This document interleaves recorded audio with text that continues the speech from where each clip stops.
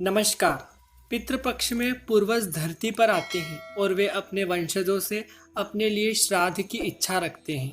इसलिए उनके लिए भोजन और दान जरूर आपको करना चाहिए। मान्यता है कि ब्राह्मणों के मुख द्वारा ही देवता हव्य और पितर कव्य ग्रहण करते हैं। आप चाहें तो पितृपक्ष के पूरे 16 दिन दान और भोज ब्राह्मणों को खिला सकते हैं, अथवा जिस दिन आपके पितरों का श्राद्ध की तिथि हो उस दिन आप विधिवत श्राद्ध कर्म कर सकते हैं। वैसे तो सच्ची श्रद्धा और समर्पण से श्राद्ध करेंगे तो आपके पितृ प्रसन्न जरूर होंगे, लेकिन कुछ बातों का यदि आप ध्यान रख लें तो इससे आपको पुण्य भी प्राप्त होगा। सबसे पहले आप बात कर लेते हैं कि श्राद्ध में आपको क्या क्या करना चाहिए। ऐसी कौन सी चीजें हैं जो आपको फॉलो करना चाहिए। श्राद्ध की जो भी प्रक्रिया है वो आपको दक्षिण दिशा की ओर मुख करके ही करना है, क्योंकि पितरलोक को दक्षिण दिशा में बताया जाता है। इसलिए आपको दक्षिण दिशा की ओर मुख करके ही जो भी कर्म है वह करना है, उनका श्राद्ध करना है। सफेद वस्त्र या पीले वस्त्र धारण कर सके तो बहुत ही ज्यादा अच्छा होता है। पिता का श्राद्ध पुत्र के द्वारा किया जाना चाहिए, और यदि पुत्र नहीं है तो उसकी पत्नी श्राद्ध कर सकती है। पितृपक्ष के दौरान श्राद्ध या तर्पण करते समय काले तिल का प्रयोग जरूर आप करें, क्योंकि शास्त्रों में इसका महत्व बहुत है। इसलिए आप काले तिल का भी प्रयोग जरूर से करें। श्राद्ध में बनने वाले पकवान आपके पितरों की पसंद के हों तो ज़्यादा अच्छा होता है। श्राद्ध में गंगा जल, दूध, शहद और तिल का उपयोग सबसे जरूरी माना गया है।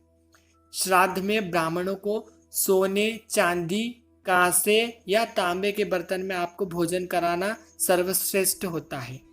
श्राद्ध पर भोजन के लिए ब्राह्मणों को अपने घर पर पहले से आमंत्रित कर लेना चाहिए। कौन से ब्राह्मण को आमंत्रित करेंगे? वह ब्राह्मण को आमंत्रित कीजिए जो नियमित रूप से गायत्री मंत्र का जाप करता हो, संध्या वंदन करता हो, सात्विक हो। इस प्रकार का ब्राह्मण ढूंढिए। एक ही ब्राह्मण भले से ढूंढिए, लेकिन उसे ही भोजन कराइए।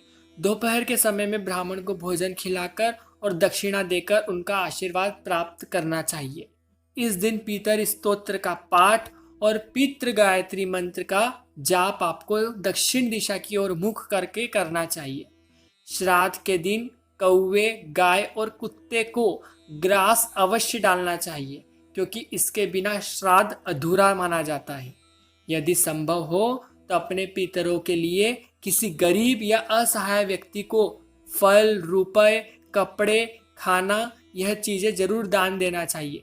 इससे आपके पितरों को लगता है और आपके पितृ यह देखते हैं कि आप उनके जाने के बाद क्या कर रहे हैं, क्या नहीं कर रहे हैं, कितना उनके लिए आप कर रहे हैं। उसी प्रकार वह आपको आशीर्वाद देते हैं। अब बात आती है आपको श्राद्ध में क्या नहीं करना चाहिए। तो यह बात आप गांठ बांध लीजिए कि रात में कभी भी श्राद्ध नहीं करना है, क्योंकि रात को राक्षसों का समय माना जाता है। सुबह या अंधेरे में भी आपको श्राद्ध नहीं करना चाहिए। सुबह सुबह भी आपको श्राद्ध नहीं करना चाहिए। श्राद्ध में कभी भी मसूर की दाल, मटर, राजमा, उड़द, सरसों और बासी भोजन, इसका प्रयोग नहीं करना चाहिए। श्राद्ध के वक्त घर में तामसिक भोजन भी नहीं बनाना चाहिए। इस समय हर तरह के नशीले पदार्थों के सेवन से आपको बचना चाहिए। पितृपक्ष के दिनों में शरीर पर तेल, सोना, इत्र और साबुन का प्रयोग भी नहीं करना चाहिए। श्राद्ध करते समय क्रोध और कलह और जल्दबाजी नहीं करना चाहिए। पितृपक्ष में पितरों का नाम, जप, तप और दान का विशेष महत्व होता है। इन दिनों मन पर संयम रखकर उनका ध्यान किया जाता है और मन को पवित्र रखा जाता है।